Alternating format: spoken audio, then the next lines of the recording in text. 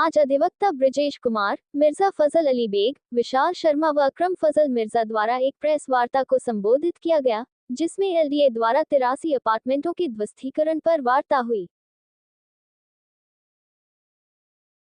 आदेश हुआ था उसको लेके आपने हाई कोर्ट का रुख किया और जो उस पर आपने रोक लगाई उस पर आपका क्या कहना है और आगे इस पर किस तरह की कार्रवाई होगी वो बताइए।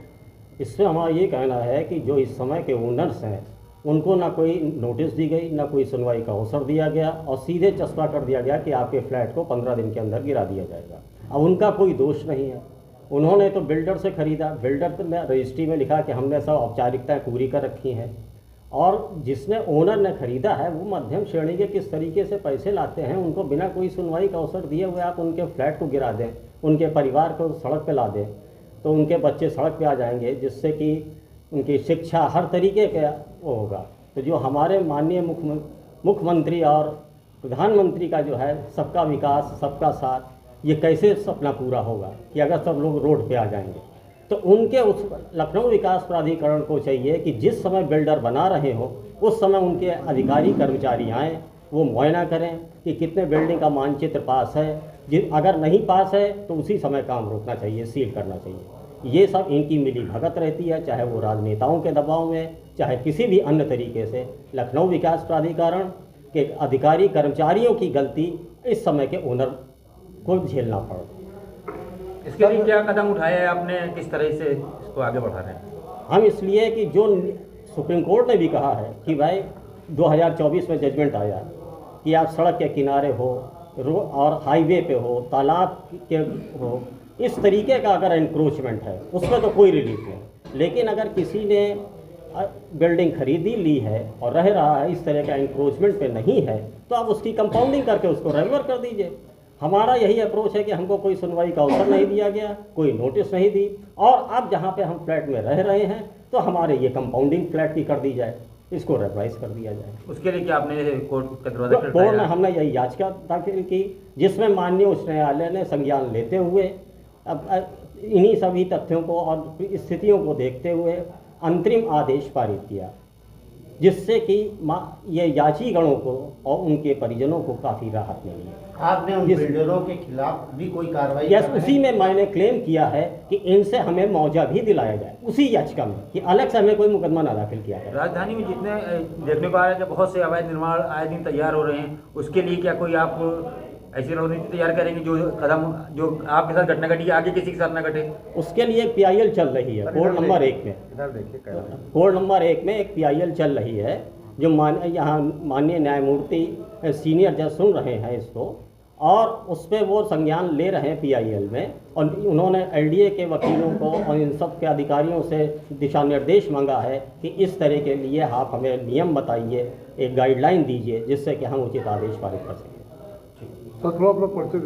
मैं ब्रजेश कुमार एडवोकेट, माननीय उच्च न्यायालय खंडपीठ लखनऊ में सन 88 से वकालत कर रहा हूँ। Mirza Fazal Ali Baig, advocate, civil court Lucknow, 1 number gate पे हमारा चेंबर है। एडवोकेट साहब, अभी जो अधिवक्ता विधेयक पारित किया जा रहा है 35A और 45B पे आपका क्या कहना है? देखिए, एक तरह का ये कोई भी वकील पहले तो एक चीज़ ये नहीं चाहता है कि हम अपना मुकदमा हारें, और इसमें इन्होंने एक तरह का वकीलों पे दबाव बनाने के लिए ये सरकार का एक वो, कोई भी आदमी, आप भी काम कर रहे हैं, आपका भी ये आप चाहते हैं कि आप जो भी काम करें उसको उतने ही अच्छे ढंग से पेश करें ताकि लोग आपकी वाहवाही करें, इसीलिए तो आप काम करते हैं। तो क्या कोई वकील ये चाहेगा कि वो कोई भी ऐसा काम करे जो मुकदमा हार जाए या उसके कारण से उसके ऊपर उसका क्लाइंट मुकदमा करे? अब आप ये समझ लीजिए, क्या ऐसा भी कोई आदमी चाहेगा कि मैं मुकदमा हारूं? और 2 आदमी मुकदमा जब लड़ेंगे तो एक हारेगा एक जीतेगा। तो यही हमारा कहना। और अभी जैसे कि कल जो है सुप्रीम कोर्ट के उन्होंने रिक्वेस्ट करी है कि इसको जो है इसमें कुछ चेंजेज लाए जाएँ, तो सरकार उस पर भी ध्यान दे रही है, और हमारा जहाँ तक मानना है सरकार को इस पे ध्यान देना पड़ेगा, नहीं तो देखिए हड़ताल होती रहेगी, और वकील ही एक ऐसे हैं जो लड़ाई लड़ेंगे और अंत तक लड़ते रहेंगे और अपनी बात मनवाने के लिए। और देखिए, आम आदमी में और वकीलों में थोड़ा सा अंतर ये है, आम पब्लिक को सरकार मुकदमा लिखने से डरा लेती है, उनको ज़मानत कराएं, दौड़ भाग करें सालों उनको। तो वकीलों के लिए उस चीज़ से वकीलों को भाई उनको रोज़ वकीलों को हमको रोज़ कचहरी पहुंचना है, मेरे ऊपर मुकदमा लिख जाएगा कोई दिक्कत नहीं है, हमें रोज़ जाना है रोज़ आना है। इसलिए ये मान के चलिए सरकार को हमारी मांगे मानना पड़ेंगी। आज जो आपने प्रेस वार्ता की है, क्या मुद्दा है, किन चीज़ों को लेकर के प्रेस वार्ता की है और क्या सरकार से क्या मांग है आपकी? सरकार से हमारी मांग ये है कि एक तो वकीलों की सुरक्षा के लिए हम लोगों ने मांग करते चले आ रहे हैं, उसके लिए कुछ भी नहीं कर रहे हैं, बल्कि उसको दबाने के लिए नया ये ले आए ताकि हमारी अपनी मांगे न पूरी करें। और हमको वो सुविधाएं नहीं हैं, हम जनता हित के लिए काम करते हैं। हम लोग अभी भी जैसे कि आप देखिए ये 83 फ्लैटों के लिए आर्डर हुआ, हम लोग बैठे हुए हैं कैप्टन साहब के घर के, तो हम लोगों ने इनसे खुद कहा कि देखिए ऐसा है कि हम लोग जनता की सेवा करने के लिए, वकालत अपनी जगह पे हम लोग 83 के लिए किया, हम लोगों ने इनको समझाया और उसके बाद हम लोग कोर्ट ले गए। कोर्ट जाके और हमारे ब्रजेश भाई ने बड़ी मेहनत करी, हमारी टीम ने करी, अकरम फजल मिर्ज़ा और विशाल शर्मा, इन लोगों सब ने मिल के बहुत मेहनत करी और एक पूरा तैयार करा गया। तैयार करने के बाद हमें कोर्ट ने रिलीफ दिया। तो हमारा काम है ये कि जनता के हित की बात करना, इसीलिए हम लोग PIL वगैरह करते रहते हैं और इसीलिए आप लोगों से भी यही उम्मीद करते हैं कि आप लोग जैसे कि आज आप हमारा इंटरव्यू करके हम लोगों को ये दिखा रहे हैं, तो इससे मैसेज जाना चाहिए। और एक बात कहना चाहते हैं आप लोगों से, जैसे कि ये आप ज़रूर इन लोगों तक पहुँचिए जो लोग पीड़ित हैं फ्लैटों से, उनको सबको कोर्ट जाना पड़ेगा। बग़ैर कोर्ट जाए किसी तरह का कोई उनको जो है रिलीफ नहीं मिलना है, उसी को रिलीफ मिलेगा जिसकी पिटीशन दाखिल हो।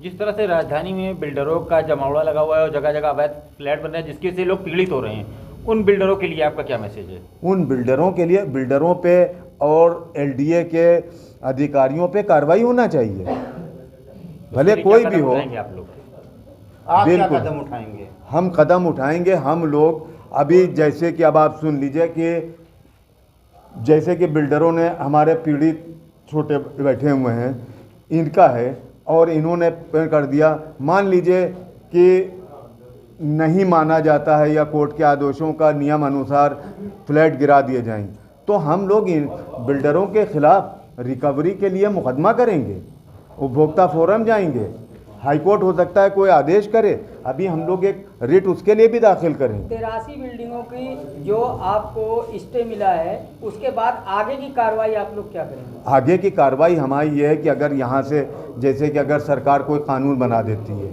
पहले तो एक PIL जो चल रही है पुरानी वाली, उसमें यही कोर्ट ने पूछा है कि आप जो है सरकार क्या करेगी इनके लिए। अभी सरकार को अब अगली जो भी तारीख है, अगली तारीख पे उस पर वो लोग जवाब दाखिल करेंगे। भाई सरकार को कुछ ना कुछ तो करना ही पड़ेगा, क्योंकि इससे लाखों लोगों को पीड़ित हैं। कहाँ जाएंगे? एक आशियाना बनाने के लिए कितनी ज़्यादा लोगों को मशक्क़त करना पड़ती है, ये तो मिडिल क्लास के लोग ही जान सकते हैं।